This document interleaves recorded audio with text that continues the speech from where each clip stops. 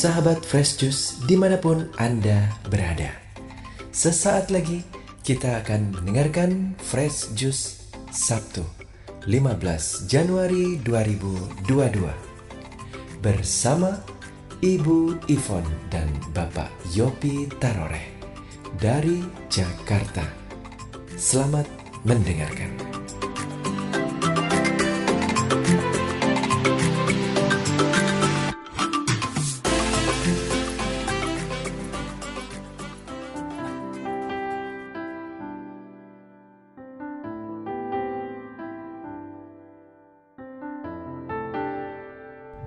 Shalom, sahabat-sahabat yang dikasihi Tuhan Yesus Kristus, para pencinta Fresh Juice. Hari yang penuh berkat ini kita mau menerima berkat Tuhan. Oleh karena itu kita akan membaca, merenungkan dari Injil Markus bab 2 ayat 13 sampai 17. Sesudah itu Yesus pergi lagi ke pantai danau dan seluruh orang banyak datang kepadanya, lalu ia mengajar mereka. Kemudian ketika ia berjalan lewat di situ, ia melihat Lewi, anak Alfius, duduk di rumah cukai. Lalu ia berkata kepadanya, "Ikutlah aku." Maka berdirilah Lewi, lalu mengikuti dia. Kemudian ketika Yesus makan di rumah orang itu, banyak pemungut cukai dan orang berdosa makan bersama-sama dengan dia dan murid-muridnya, sebab banyak orang yang mengikuti dia. Pada waktu ahli-ahli Taurat dari golongan Farisi melihat bahwa ia makan dengan pemungut cukai dan orang berdosa itu, berkatalah mereka kepada murid-muridnya, "Mengapa ia makan bersama-sama dengan pemungut cukai dan orang-orang berdosa?" Yesus mendengarnya dan berkata kepada mereka, "Bukan orang sehat yang memerlukan tabib, tetapi orang sakit. Aku datang bukan untuk memanggil orang benar, melainkan orang berdosa." Demikianlah firman Tuhan. Terpujilah Kristus. Sahabat-sahabat pencinta Fresh Juice, hari bahagia ini kita mendapat pesan khusus dari Tuhan. Pesan yang sangat indah tapi sangat berguna juga buat kita tentunya. Untuk itu kita dengar suatu cerita dulu. Cerita itu begini. Sumur zaman dulu beda dengan sumur modern sekarang dengan dibor, yaitu berupa lubang yang kedalaman 15-20 meter tergantung permukaan air. Nah, di kampung saya juga demikian. Zaman itu ayam pun liar berterbangan ke sana sini, bisa terjadi ayam itu masuk ke dalam sumur. Untuk selamatkan dia dengan timba. Timba itu ember yang turun ke bawah dengan tali, pakai katrol, turun. Dan kemudian berusaha untuk mengangkat ayam itu dengan ember. Tapi tidak semudah itu.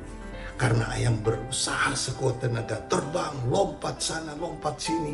Padahal dia tidak bisa berenang dan tidak bisa kemana-mana dalam sumur itu.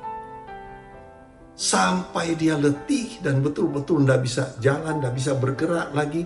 Sehingga dengan ember itu bisa dinaikkan ke atas pelan-pelan dan diselamatkan.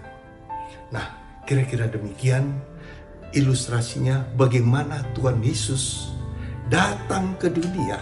Dia seorang manusia 100% dan 100% Tuhan. Jadi Tuhan Yesus datang ke dunia untuk selamatkan kita. Kita semua sudah tahu kan? Dia turun dari tempat yang mati, dari surga yang mulia, dia turun untuk selamatkan kita. Tapi kadang-kadang kita seperti ayam tadi, mau kekuatan kita, saya pikir saya bisa selamat dengan berbuat baik, dengan berbuat ini, berbuat itu, dengan beragama. Tapi ingat, agama tidak menyelamatkan, yang diselamatkan adalah Tuhan Yesus. Mau berbahagia, kadang-kadang orang pikir yang penting saya punya uang. Ternyata juga tidak. Nah, itu bagaimana sih maksud Tuhan Yesus? Untuk kehidupan kita, kan tujuan Tuhan untuk kehidupan kita supaya berbahagia. Baik di bumi ini maupun di akhirat. Bukan hanya di akhirat saja, tapi di bumi pun kita supaya boleh mengalami kebahagiaan bersama Tuhan Yesus. Tapi apa adanya kita sekarang? Kita ini sebenarnya apa? Roma 3 ayat 23 berkata, bahwa semua manusia itu telah berdosa. Saya, Anda, semua kita pernah sudah berdosa. Dan pada saat kita berdosa, kita kehilangan kemuliaan Allah. Kehilangan kemuliaan Allah. Dan Roma 6 ayat 23 berkata, kita mendapatkan upah yang sangat buruk. Upah dosa adalah maut. Upah dosa adalah maut. Tapi Yesus datang membawa kasih-Nya yang begitu besar ya. Tapi kasih Allah adalah bagaimana kita boleh mengalami damai sejahtera bersama Yesus Kristus, kekal abadi adanya. Nah, bagaimana jadi kita ini sebenarnya berdosa dan upah dosa adalah maut, harusnya kita binasa secara kekal abadi, binasa adanya, maut adanya, tetapi Tuhan Yesus selamatkan. Kita semua sudah tahu ini. Sekarang kita berdosa. Setelah punya pikir, saya kalau dengan Yvonne, istri saya kalau ngobrol-ngobrol, ini mau ada sakramen tobat. Ini istri saya mulai bilang, ini saya sendiri suka bingung katanya. Kalau mau pengakuan, dosanya apa ya? Apalagi lagi pandemi begini. Lagi pandemi begini, cuma urus pekerjaan yang ada kecil-kecil dan sebagainya. Nggak ada aneh-aneh kok. Dosanya apa ya? Mau marah-marahin orang juga nggak ada sampai aneh-aneh bagaimana. Yang ada karyawan dapur, yang ada karyawan kantor, beberapa saja. Apa dosanya? Teringat, kita kalau misa, saat tobat awal, ingat, segala mohon ampun atas segala dosa kita yang kita lakukan dengan pikiran. Berpikir aja sudah bisa berdosa. Perkataan, sangat banyak dosa dibuat dengan perkataan. Perbuatan, sudah tentu dengan perbuatan buruk, tentu itu dosa. Dan kelalaian. Nah, di sini Tuhan ingin ingatkan kita juga, dosa itu bukan cuma dengan pikiran, perkataan, perbuatan, tapi ada juga kelalaian. Kelalaian bagaimana sih? Yesus dalam Matius 25 ingatkan bahwa kita harus memperhatikan orang kecil. Pada saat dia datang kedua kalinya, dia akan tanya pada kita apa yang sudah kita perbuat untuk orang kecil ini.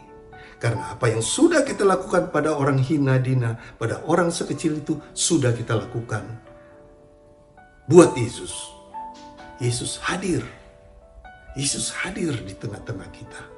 Dia hadir juga pada orang yang sedang menderita, yang sedang sakit, sedang telanjang, sedang dipenjara, sedang kelaparan, kehausan, tidak punya tempat tinggal. Dia hadir di situ. Nah, dikatakan apa yang kita lakukan pada orang itu sudah dilakukan buat Yesus.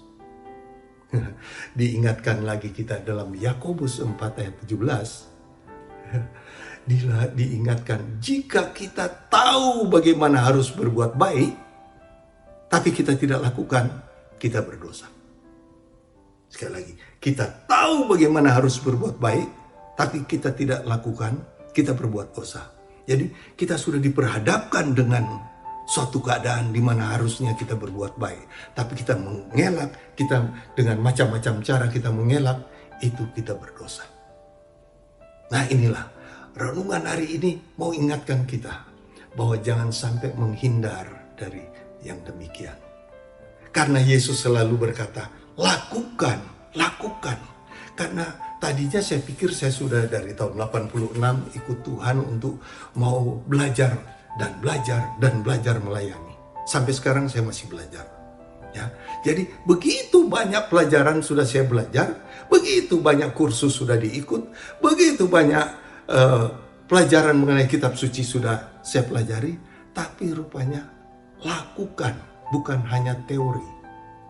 Matius 7, 21, 23 itu berkata bahwa bukan yang berseru Tuhan yang masuk surga, tapi yang melakukan kehendak Bapakku di surga. Jadi bukan sekedar teori, membesarkan kepala kita dengan teori-teori, tapi ternyata lakukan kehendak Bapakku di surga. Dia datang untuk selamatkan, bukan untuk orang kudus, tetapi untuk orang berdosa. Yesus datang untuk kita yang berdosa. Sehingga bersyukurlah kita, Tuhan Yesus mau datang untuk kita yang berdosa supaya kita selamat. Bersyukurlah orang-orang yang saat ini mendengar renungan ini dan masih menyimpan dosa, masih menyimpan dendam, masih menyimpan kebencian, masih menyimpan hal-hal yang menjauhkan dengan Tuhan. Cepat-cepat tinggalkan itu. Cepat-cepat tinggalkan. Saya pikir saya sudah bisa melayani dan sebagainya, ternyata masih kurang. Jika diperhadapkan dengan seseorang, dengan sesuatu keadaan di mana harus kita melakukan kebaikan, tapi kita tidak lakukan, berdosa. Saya minta ampun pada Tuhan.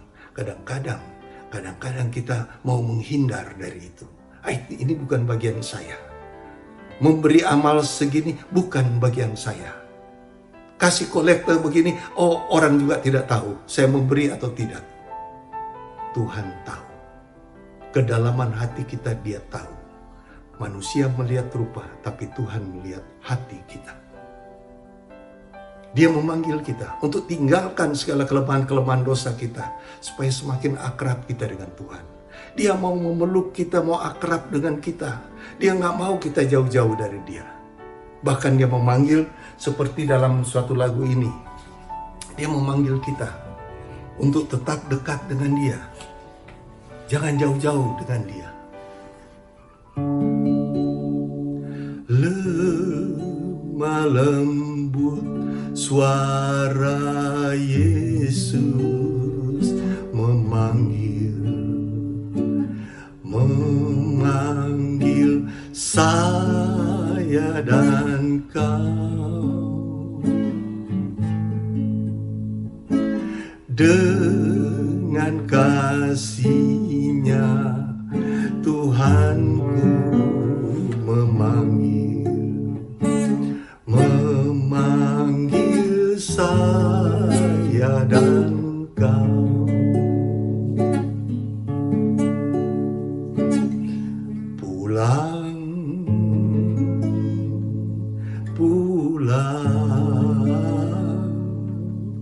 Orang berdosa pulang,